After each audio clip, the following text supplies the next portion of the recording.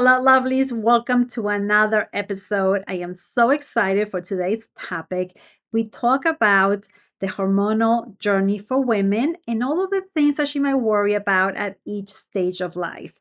We address the topics from all different angles, like using different lifestyle changes, different treatment modalities, supplements, even mindsets. And we even throw in there some woo woo spiritual things to really support you and help you nourish yourself and your body so that you can free up the energy that might be spent on worrying and addressing and dealing with all these things. And it could be better spent on creating a beautiful home, a beautiful family, a beautiful life, and a beautiful relationship with your partner. The conversation takes place with Dr. Serena Goldstein. It is so fun and resourceful. I hope you enjoyed it as much as I did, and that you especially hone in into that woo-woo stuff. Like it's a really nice different angle that we added to this conversation. I hope that you enjoy it. Stay tuned. You're in for a treat. Let me read you her bio, and then we'll say hello to Serena. Dr. Serena Goldstein is a naturopathic doctor who guides you to trust and understand what your body is telling you. She has a diverse, deep, and growing knowledge base around conventional medicine, natural modalities, energy medicine modalities, and spirituality, where she seeks to find and address the root cause of symptoms with an individualized plan that also feels like relief.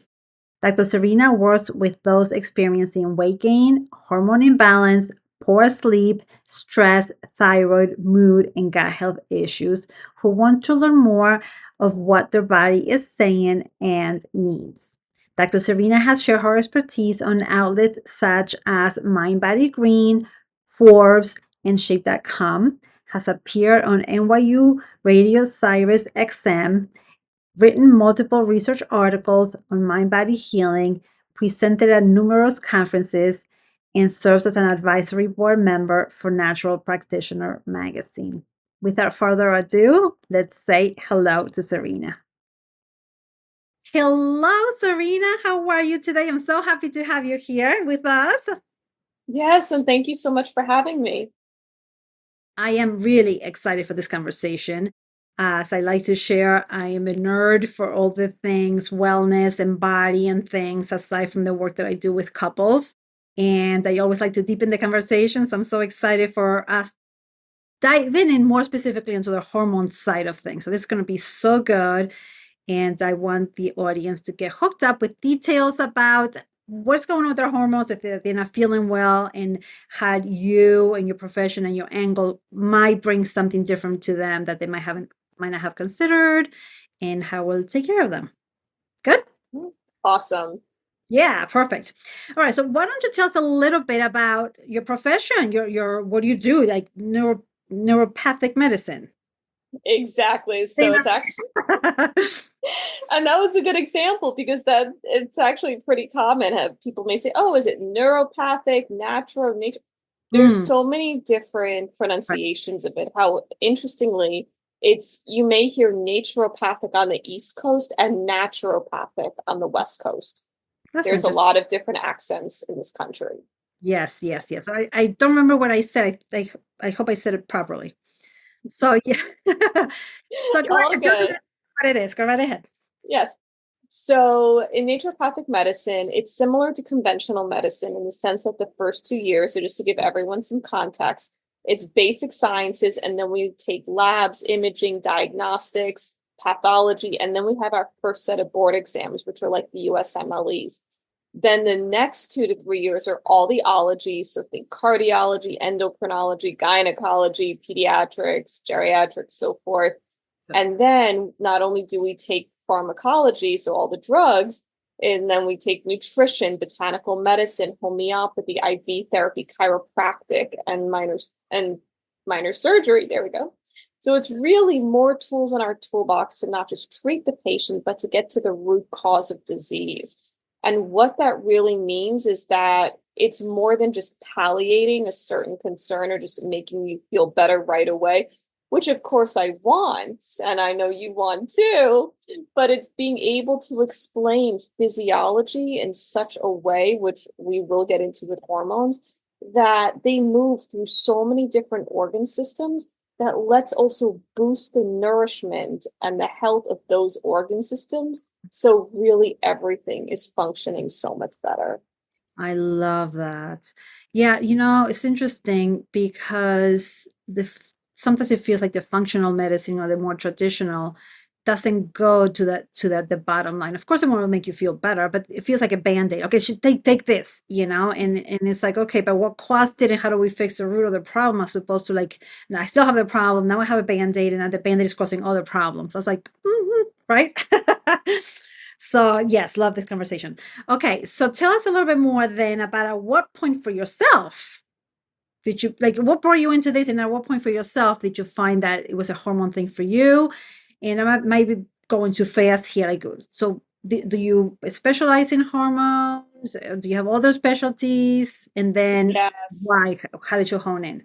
Yeah, so I'll wrap it all up because everything can be so intertwined. So before psychology, which was my original path before medicine, which is what I had first desired, I remember my hormone journey a few years prior, so around those teenage years, I used to double over from cramps and pass out. Like many my age, we had Midol in our backpacks and Proactive that every so often I would only stop it once it burned my skin. I had the pimple poppers and the Clearasil, just You might all be the aging yourself right now. I could relate to all of these things. yes, definitely aging myself. And at the same time, that's what we heard of. That's what everyone knew, and that's the advice that was given.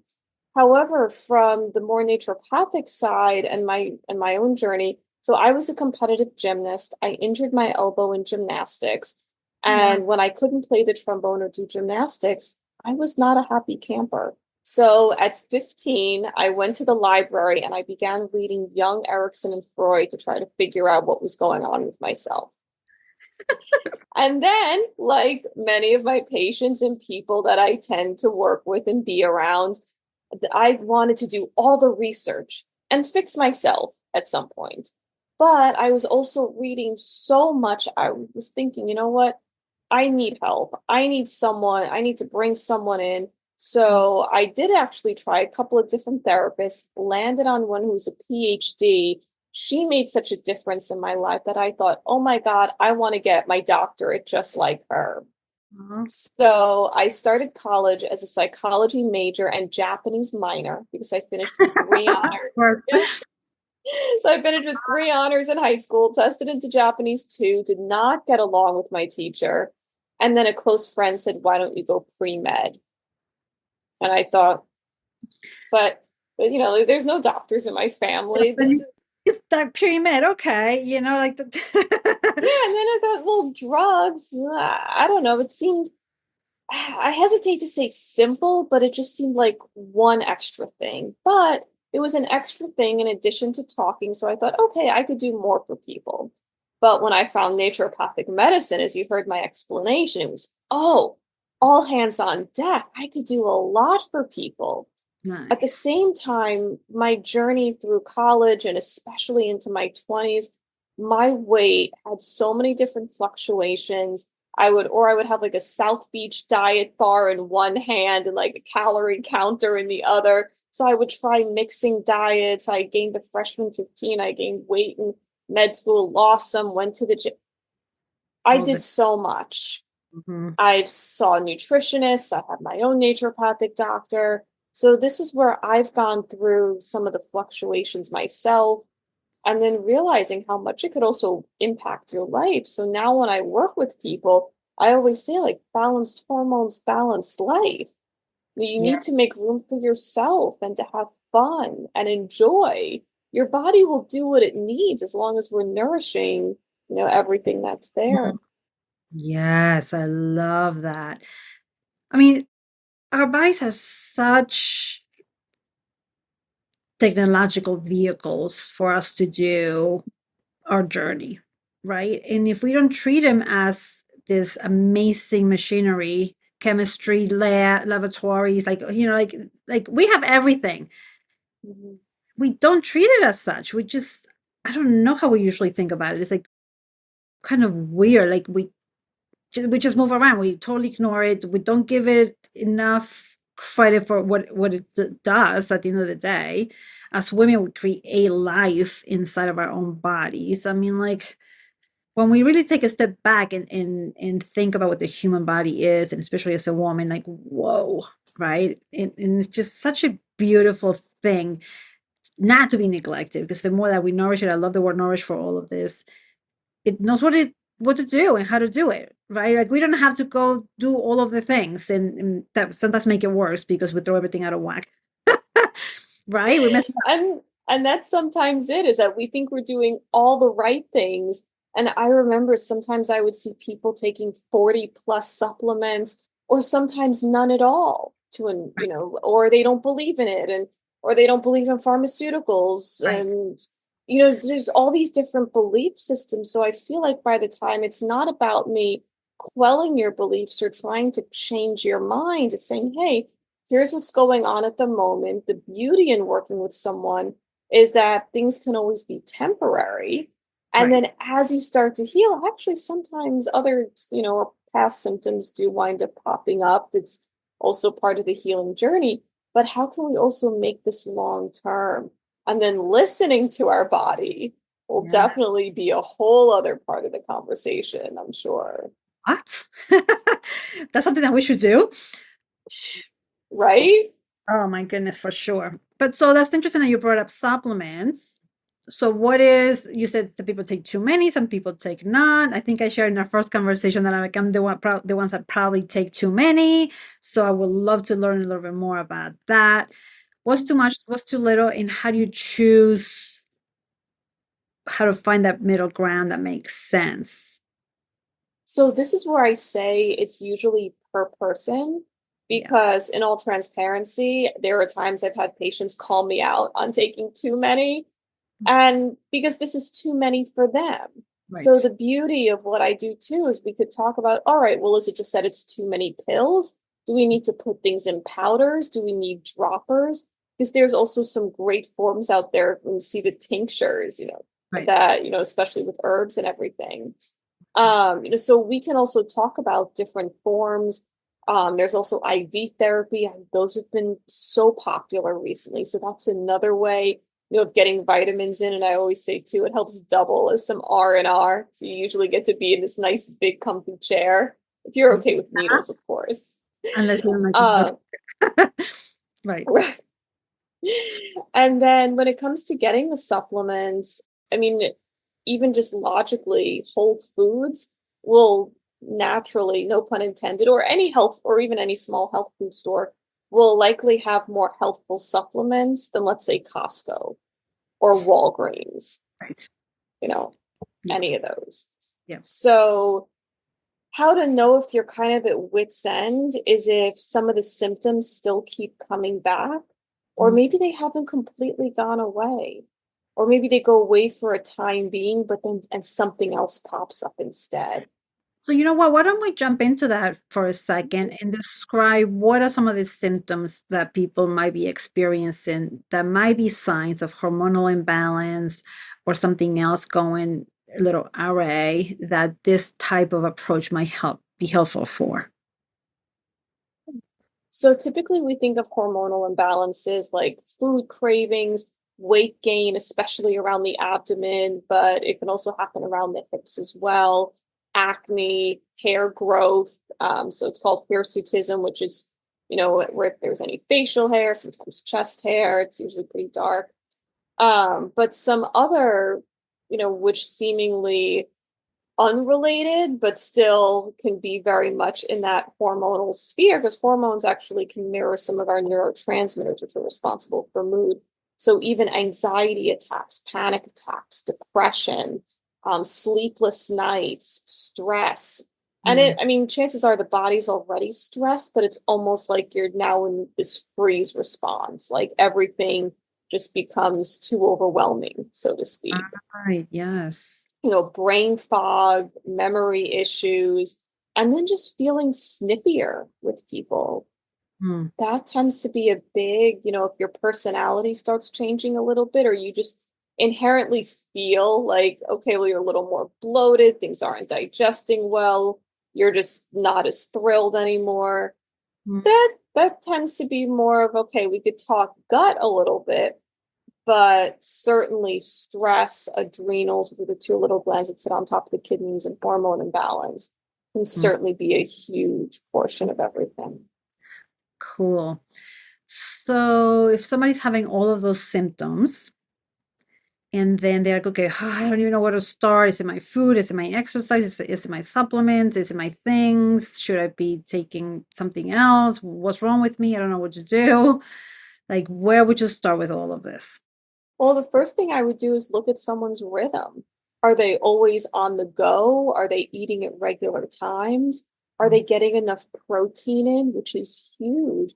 Because most people, especially if it's grab and go, aren't really thinking about the protein content, which I always recommend like 40 to 50 grams a day, special, well, for men and women, maybe for men a little bit more if you're working out. Mhm. And what protein helps do is it helps build muscle and it really helps stabilize blood sugar. It's also very, like, on a more metaphysical level, kind of grounding for us. So it just helps bring us back within the body, we could say. We might have to come Definitely. back to that point to come back to. I'm going to pin that. Awesome. Having enough healthy fats, drinking enough water, because all of these too, if we're not getting enough water in and we're made of mostly water, then yeah, we could get pretty irritable. So, Yeah. so it's also part of the fuel that our body needs. So first, I'm really looking at what is your whole rhythm like? What is your diet generally looking like? And then if we need to bring in any tests, same thing. I'm going to be looking at especially your cortisol levels for that circadian rhythm. And is someone sleeping, which chances are they could be waking up in the middle of the night if they're having these different stressors, or maybe not even really being able to get out of bed properly. So all these different telltale signs, even in the history, where I'm like, all right, here's where we need to start. Definitely usually on the stress and hormone piece, but yes, we could always bring in some tests as needed. Beautiful. Out of all the conversations that I've been having with people, you are the first one that mentioned that.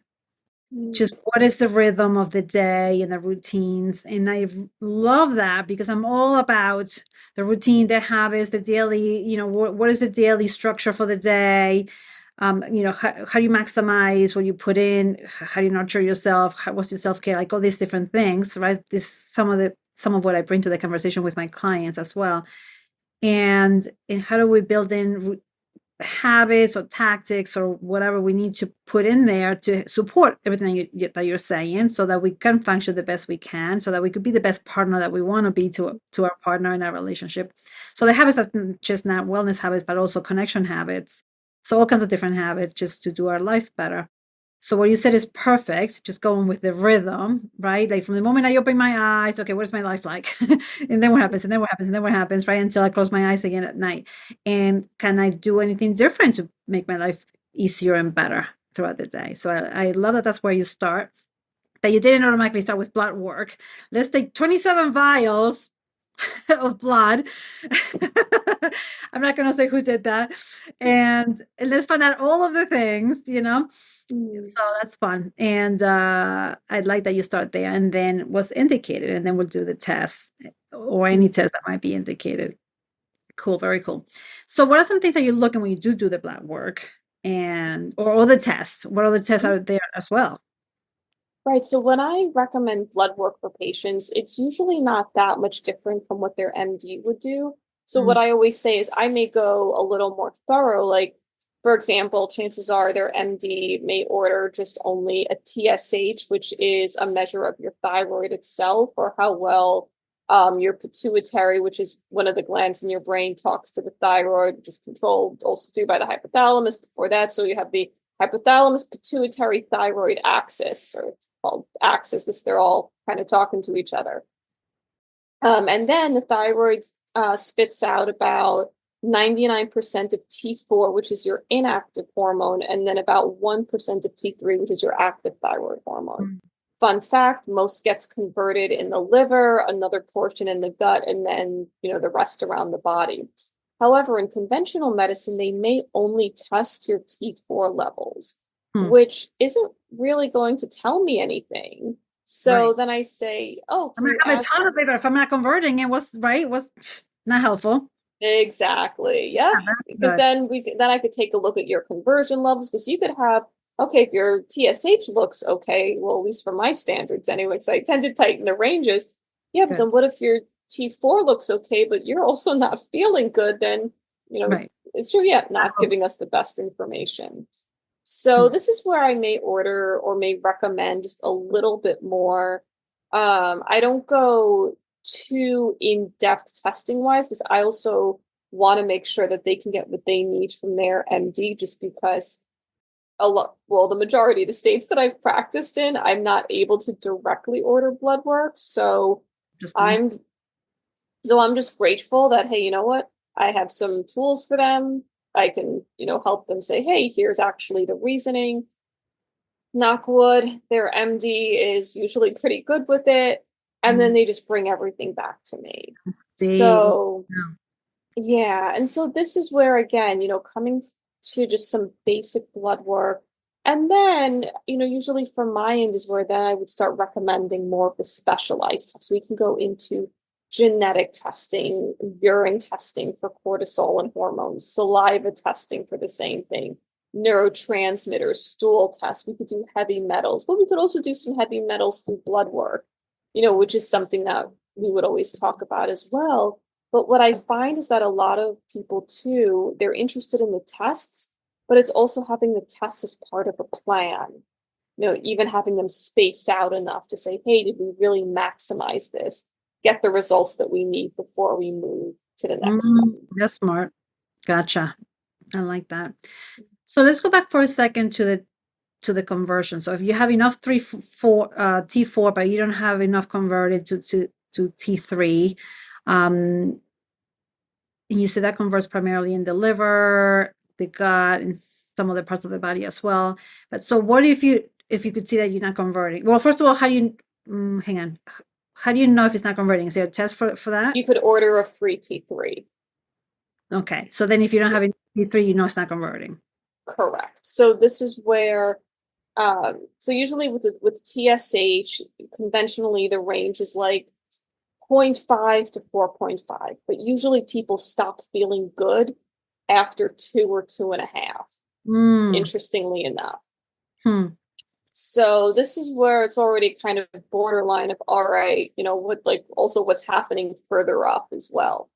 So then, depending on how much T4 that's coming out of the thyroid, sometimes that it may be on the low end of normal. Like I've seen like normal to low end, but then it's the T3 that can potentially take a little bit of a nosedive or a Right. little bit of like, okay, it's probably not converting this, which would make sense because if the person is stressed out, there's also a marker called reverse T3 which Oh, literally is a marker of stress. So either T4 converts into T3, which is what the body uses, or it converts into reverse T3, which is another inactive form. Like it literally doesn't do not helpful. anything. Right. No. Like don't convert to things that are not helpful.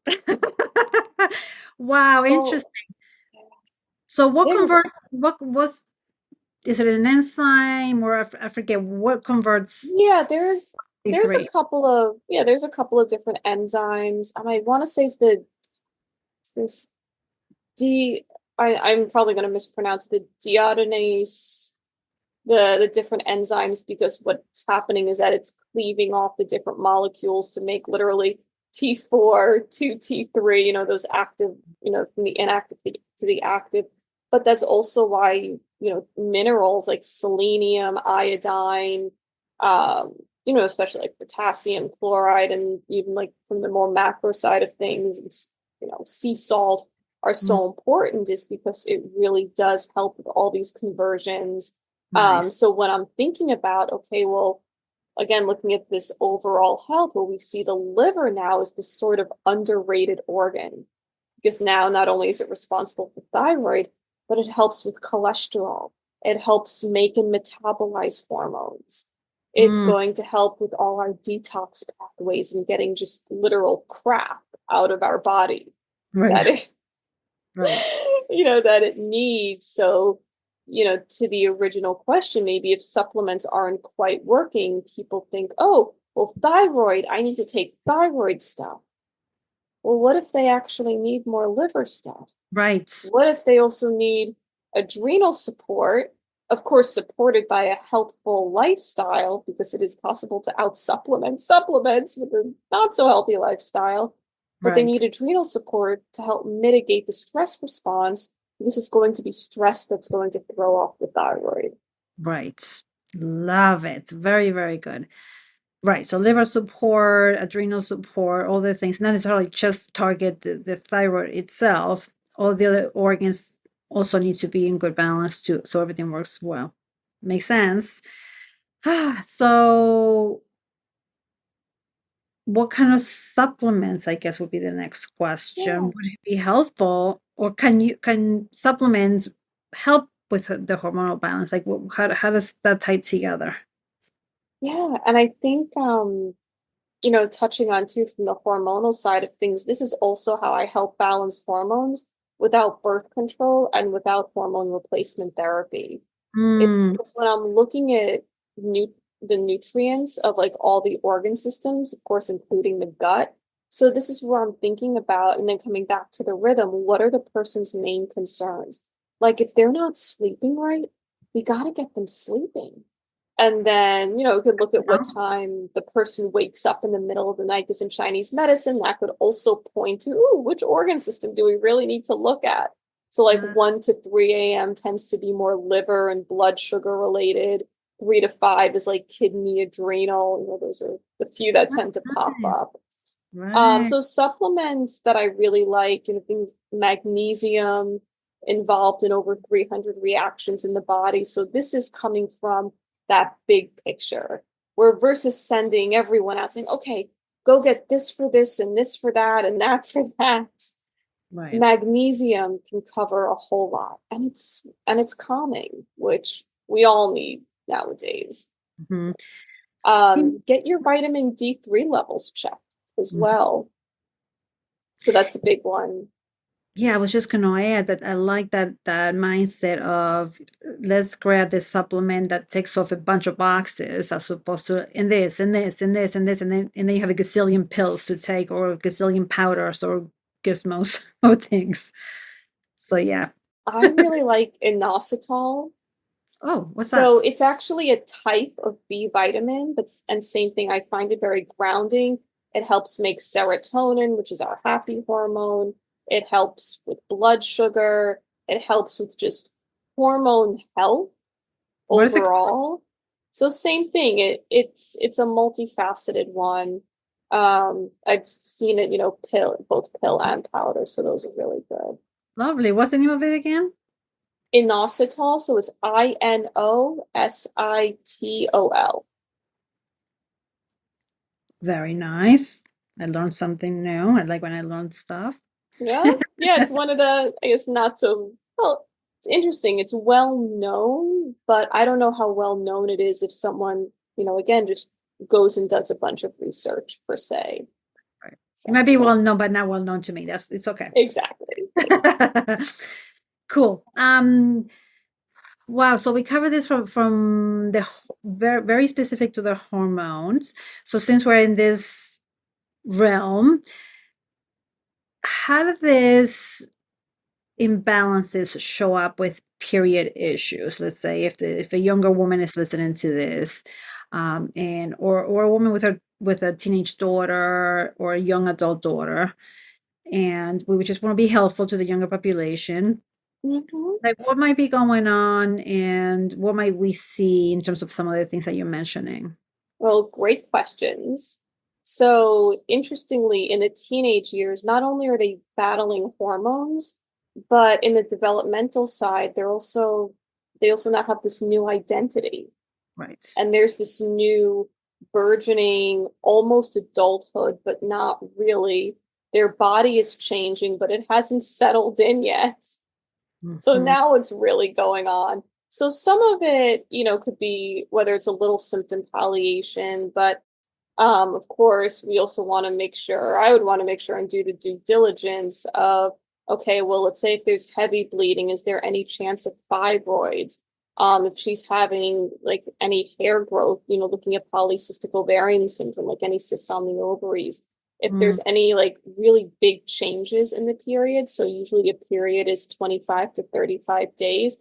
But if it starts getting shorter or longer, same thing, want to look at any estrogen, especially like estrogen dominance right. related issues, which interestingly, men and women tend to have, usually Yeah. like a low progesterone, high estrogen. Acne could be testosterone related. So, looking at all these different factors, same thing, they're going to benefit from these nutrients as well, especially as their body is going to start to level out. But if we could get them early, and really teach them about prevention and listening to their body, and because now they're literally going to have a monthly visitor, they could also really track it by their food, by their stress levels, even Mm, who they're around, what makes them feel really good. Because mm, all of these factors are going to then kind of make a sum into, well, what is their period going to be like this coming month? And they could track, is it a little more painful? Ooh, what were they eating? What were they doing? I What were their stress levels like the month before? I mean, that's the thing is, we were talking about earlier, some of the hormone imbalances can literally manifest as anxiety attacks, panic attacks, and mm, just, migraines are a big one. So I mean, knock wood, I never had, migraines, but I definitely had a lot of other symptoms that were in that sphere. And it's taken years to, really understand, okay, it's not just about the imbalances, but what am I doing every month to also better myself? And then if there's a month that wasn't as good, okay, where can I reflect? Because mhm. especially, when you're sitting there and not feeling fantastic, it's a good time to reflect too. So I've been diving a little bit into cycle syncing also. And so Mhm. I think that that might be really helpful with everything that you're saying as well. So if I know that, I mean, this phase of the period of the cycle, then this is how I line up my lifestyle and all the things that you're suggesting. If I'm in this phase and I line it up like this, so then I'm going to be aware of how I'm supporting and nourishing my body. Right. So that I have a better period this month or an Mhm. easier month altogether. Easier Well, life and it's Oh, altogether. definitely. Well, and too, from the whole cycle circadian rhythm piece, what's interesting as well is that, you may find that whatever you feel like doing or not doing is actually kind of aligned with that cycle syncing part. So I can find that cycle syncing, it's great because it can bring some awareness. But yeah, when it comes to familiarity, I'm like, it also gives us that chance to really listen in and understand of, okay, what does make me feel really good around certain times, because especially as women we have like four hormones in flux. That is so good to be in tune with that because Mhm. if this week I'm not feeling like seeing anybody, let's say, then oh, it's interesting. It's okay. I'm not being a bad person or not being crazy or I'm not being lazy or I'm not being whatever things people might tell themselves if I don't feel like it. um it supports that part of the cycle. It just means like it's time to like kind of slow down and hibernate a little bit. It's okay to just kind of slow Mhm. down and nourish, right? There might be another phase of the cycle where like woohoo party time, and then it's like doesn't make you a bad person, too active or too whatever, like whatever the things are that party animal and not responsible enough, whatever the stories are that people might say, right? So if I'm partying all the time, that's okay. You're in the social part of your cycle, right? So whatever the Mhm. cycle is, it's okay to honor what you're feeling and what's going on. So then you get the most out of each cycle, and you don't have to beat yourself up for like last week I was partying so much. How come I can't party this week? Or last week I wanted to I was nice and chill, and I'm like crazy or whatever. So it's okay. You don't have to be the same every week. So as then that's teenagers, young adult. Now we start getting a little bit older in our life. Now we might Mhm. be in a more committed relationship. We might be thinking of having babies. So how might all of this play out in our fertility? All right, Or so for infertility. yeah, so well, fertility is pretty big because it's yes, we want everything balanced, but we also want to make sure those eggs are viable. So Right. this is where getting a blood test like AMH, the anti-Malarian hormone, can actually help, with the to test the quality of the eggs as Oh, wow. well. Yeah. So Nice. that will be helpful. And actually, inositol is further helpful for that as well. Okay, In there we go. addition, right? Yeah, it has multi-purpose. Exactly. Um, yeah, fertility is interesting because it's also part of the journey. And I feel for women, there's if we get into a little more of the spiritual, there's yeah, I know where this is going now. Right? So we have the divine masculine and the divine feminine. So the masculine side, which we all have the two sides, but the masculine, men, of course, will have more of that energy. Women, will have more of the feminine. The masculine provides, the women can multiply. Mm, And that's exactly what we do. They provide the sperm, we can multiply it. And so it's also meaning keeping us clear and on this rhythm and moving away from the society of the go, go, go and do, do, do. I mean, hey, if it warms someone's heart, fantastic. And that's, where they are, no, clearly no judgment. But what I have found, there are times along the fertility journey of maybe being able to step back or have certain shifts in mindsets that mm. have been helpful as well. I love that. Can you say a little bit more about that? So, because infertility is very, very common. I see that a lot in my practice with the couples that I work with. And so that's interesting that you went more to a mindset angle on this and Well, energetic angle. So can you touch a little bit more on both of those things? sure. Well, I feel like even just personality wise, or what I've seen, what I've noticed is that I know there's a lot of the stereotypes of, oh, down with the patriarchy. Hmm. And I used to be like that. But you could say since my awakening, since some other understandings, it's not necessarily the patriarchy itself, but it's more for the fact that women have been taught to control, to, that we could be literally just like men, even though we know we're not. We haven't even been in enough research studies ourselves because most blood work is actually based on men. And so here we are acting like men or taught to act like men. But where does that leave room for the men to literally be men and step up and provide and be emotional support for the women who may go through some different throes throughout this journey as well?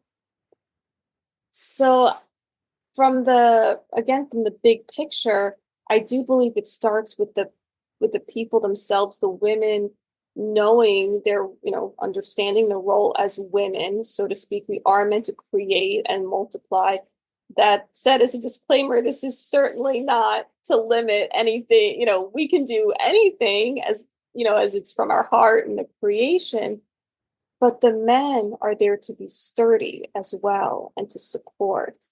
So I Mhm. find that it's with this dynamic, and as long as both couples really are, or both in the couple are supportive of each other and have that, then it's certainly going to be a better chance than the woman who's going to feel resentful and who still has to control and is still sort of stuck in in a certain mindset. Wow.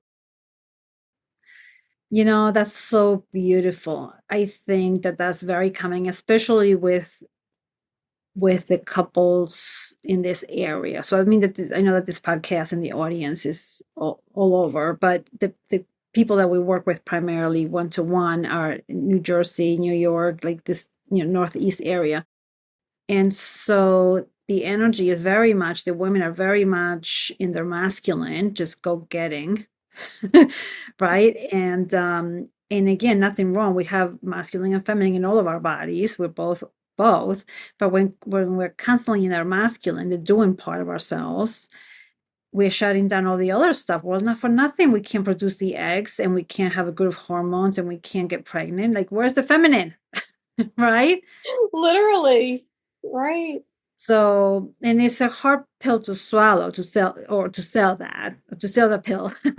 So it's interesting to have a different angle on what might be going on. It's not just literally your biology, but what's contributing to your biology. Your biology is affected by your mindset, your lifestyle, how you're showing up, how you're doing everything. Your whole body, your whole makeup is affected by all of the other things, right? So if we have this mindset of I could provide too, I could make money too, of course you can. We could do anything we want. But how are you going about that? Are you shutting down your feminine? Are you shutting down your literally your ovaries, your organs, your things? Right? Are you throwing your hormones out of whack to work at the same pace or in the same style with a 24-hour circadian rhythm that men have as opposed to a 28 average day lifestyle cycle that we have? Right? We're not honoring ourselves. We're not for nothing that our bodies are not supporting us in doing what we wanted to do. So thank you for that. Oh, you're Really puts it welcome. into context. Really puts it into context, right? In terms of dynamics between the partners and using our bodies to their full capacity and supporting it and nourishing to its full capacity as opposed to doing life in a way that breaks it down instead, shuts it down. And just the energetics between the partners. What are the dynamics there that contribute to that mindset or to the approach to life that creates that funkiness and then people shooting themselves on the foot? So yes. Ah, very nice, very nice. Okay, so that's the fertility years. But in terms of the energetics and the dynamics, emotional and energetics, anything that you want to add to that? So I would say there are times I feel like it's not a be all and end all because there could also be people that we wouldn't even expect maybe to get pregnant, or women, I should say, and they do. And Mm, maybe there was no other rhyme or reason. You could say there's, that higher power, God's plan. However, the soul was meant to enter, so be it. But as I know, we do have similar demographics that, for the most part, that yes, having that healthy masculine and feminine dynamic, I feel will be so helpful. And what I wanted to add too is that even though we could say, okay, well, then change what's in the head, it's like, well, you got to also change some of the physiology, because some of the physiology is going to affect, as we talked about, mood and all the other things that how hormones can look like neurotransmitters and vice versa, that they can also affect each other, so you're sort of going in like a little spiral like that. So yes, I think working, from multiple angles, doing energy medicine techniques like Reiki, even acupuncture, that there's so many other wonderful modalities out there to also just help get the woman to relax and achieve optimal health and, really do all the things. so good. Mm. Yes. Beautiful. Okay. And then we have babies. And then we do maybe breastfeeding, sleepless nights, waking up in the middle of the night, all of the things that are required of early motherhood or infant stage, and then all the other demands as the kids grow older. Anything for that part of life to support. Yes. So progesterone is definitely, well, yeah, so you have a couple of different hormones going on.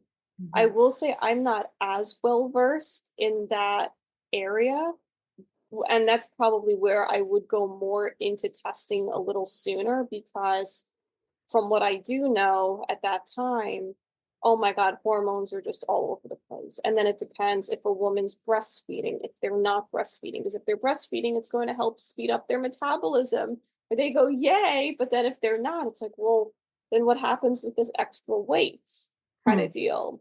So Yep. this is where definitely working out, building muscle, I would say this would be their time to get back to the basics with Mm. everything. And then because I have worked with some, right afterwards, and heard some of their stories and everything. And it can take a minute. It's not, again, not a quick fix. It is about now establishing a mama baby type rhythm as well. And then Right. there's so many different schools of thoughts on, then how the baby is going to be parented as well and the energy that's going to be put in. So Mm. it's Yep. really an interesting time. Yeah, that's one of my favorites. Very nice. So, what is your your specialty age or topics? So I tend to see women mostly from 20s to 60s. Okay. I have supported women in getting pregnant. I have helped them usually a few years after. So it sometimes just so happens that way. Personality types, this is where it tends to be pretty similar. It's the well-read. They are probably already taking supplements or just, I need to know what to take. They've had certain diagnosis, they have a lot going on, not sleeping right, high stress levels, either want to get off birth control, just got off birth control, and Right. or don't want to take hormone replacement. Let's pay hormone replacement. We'll come back to that in a second. Right. So Mhm. those are your people. Very good. So then, speaking of that, once the whole fertility years kind of start waning down, and perimenopause, menopause, like what's happening there, and what's the best way to support the women at that age? Also, those diagnoses, which I always explain first, these are diagnoses of exclusion. If you're not getting your period, if you're having, the hot flashes and the weight gain and all of that, again, let's get your rhythm back. Let's Mm, manage your stress levels because clearly your body knows something is up. But if we can help bring that back into balance, then maybe and who knows, menopause will likely not be as painful. You may not, your hot flashes may not be as prominent, so to right. speak. So this is all the prevention that we can do. And again, just because, a blood test may say, that, okay, well, you're in menopause kind of deal. Well, it could also last quite a bit. Or, there have been times too where someone could think they're coming into it, but they literally just had a hormone imbalance. And Hmm. their period lasts for a number of more years. Tot- I know culturally it can look different. I remember being told that in the Middle East, women do tend to have their menses a bit longer, than in other cultures, which is interesting. yeah. So for a lot of these women, interestingly, as they're coming into that perimenopause, menopause era, it's going to be blood sugar that takes slightly more precedence than hormones. So even though it's like, okay, well, oh my God, we go right to the hormones, like, we actually really got to look at blood sugar because any sort of blood sugar imbalance is going to throw off hormones. And so around this time, progesterone really plummets. So now they're left with this kind of high estrogen. And then in menopausal women, there's a type of estrogen that shifts. So now you're going from the potent one that, usually made their face all shiny around ovulation and, their hips all wide to now this less potent form, which is actually what contributes to the apple body, which is sort of like what men have or can have too. Right.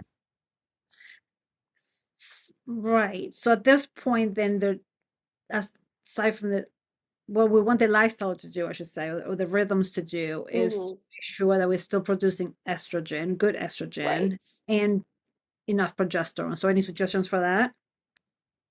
Yeah. So we could always do things naturally. So there are natural progesterones.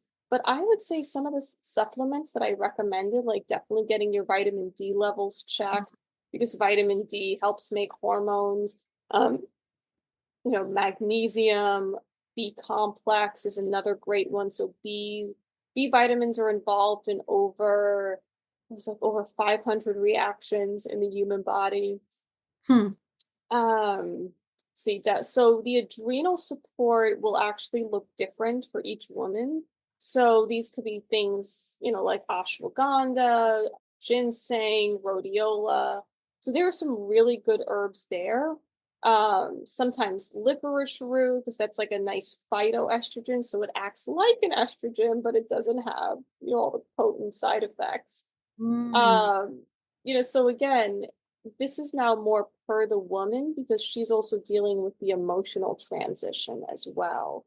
And Yes. that's a big piece that really comes into, maybe we do a little more heart centered, like the flower essences. I Mm. really like the herb hawthorn, which is great on the mental emotional for the heart, like just heart nourishment. And What it is that? also helps hawthorn. Cool. Yeah. And then it also helps lower anxiety. And then it's going to be great for blood vessels. So, you're looking for benefits with hot flashes and everything. Oh, how beautiful. I love that. Yeah. So that's the wonderful way of supporting through the transition from peri to meno and post. And just how do we do it as gently as possible so we don't suffer through menopause, right? Or the transition, but not just physically, but also mentally. There's different ways of supporting that, the identity and the loss and everything that comes along with this time of life. And I love these herbs and vitamins and supplements concoctions to support the different parts. And Hmm. support center, I love adding that to the mix here. Hmm. You know, Serena, what's really wonderful about this conversation is that you not only bringing in all the medical and all the naturopath stuff, which rich and beautiful, but I love the whole more of energetic and the whole other piece that comes along with this and the more woo-woo stuff, if you may. You know, I'm hearing another podcast in there. I'm hearing like all the patterns and the energetics, how they all play out, but different conversation possibly. Now, so Definitely. that's one thing. You mentioned personality a few times. So Mm. anything else about patterns, relational things, personalities to throw in here to close this up? Yes. So I know the other piece that we talked about way or earlier, and then even on our own, Mhm. was the whole piece of was it like anger control. So Mm, as we talked about the feminine that's still in a way trying to act like the man, so to speak, and usually women know mhm. when they're just feeling this high stress and the competition and just literally unable to let go in a way is that, well, that's when we see same thing with hormones. You say balanced hormones, balanced life, but if they're too much on this anger control, this, that, black, white, what do I do? Oh my God. Oh, we need to turn in. We got to go into that heart space. And that's why too, again, like recommending the inositol, getting us grounded in our bodies, starting with nature, starting with that circadian rhythm, maybe getting some hawthorn to really get us into the heart and to love ourselves because that's so much of who we are as human beings. Are you talking about a self-love practice? What? That's crazy talk. I love that so much. Mhm. Yes, the personality type that is so I have to be in the man mode kind of thing, more in my masculine, in the control piece, in the competition piece, and all these different things. It hurts us, right? So if we're more able to let go and to open up, which is more feminine, that's where we get more in alignment and where we support ourselves better. So then what do we need? What practices do we need to put in place to cultivate and nurture that part more? And it doesn't mean that our career is going to take a hit. It Mhm. doesn't mean that we can't have high powered jobs. It doesn't mean that we can be go getters. But how do we balance it out with some of these more nourishing things so that we are not killing ourselves literally? Do what you used to do as a kid, or what you love to do as a kid. There's gotta be something. If you love to draw, I'm sure you could still draw. If it was being athletic, oh my God, there's so many sports or team sports nowadays that there's gotta be something with an age group, Yes, I that love that you can join somewhere. something that Um, gives you joy. yeah, it's getting back to what gets us uninhibited and really feeling Mm, safe. beautiful. Those are beautiful parting words, I think, right there. Uh, so this is so, so good. I want to talk with you for like a million hours, but of course, we're going to be respectful of time, yours and the audience's. So we're going to keep this contained. Um, I know that we're going to have another conversation that has to do more with the brain and all the neurotransmitters and wellness and Hmm. symptoms and diagnoses and how we're doing with our mind and all the brain and all that. So we're going to hone in even more. So I'm looking forward to that conversation. Yes. And so anything else for today? And do you want to share with the audience what your free gift is? Yes, so like all this, my free gift is all about spirituality and medicine, which is Yeah. really about getting back to the basics, getting back to ourselves as we incorporate it with what's going on within our body. Mm, So I'm sure you'll have the links and everything below. yes, yes, I'm gonna add that to the show notes. Oh my gosh, Serena, you have been most informative, gorgeous, beautiful, radiant, all of the things. Thank you so much for being here. And I really look forward to the next conversation so we could dive in into the different body part and what that means for our life and our relationship. So I look forward to that conversation then. Thank you for being here with me today. I appreciate it. Yes, thank you. And to the audience, until the next one. Bye.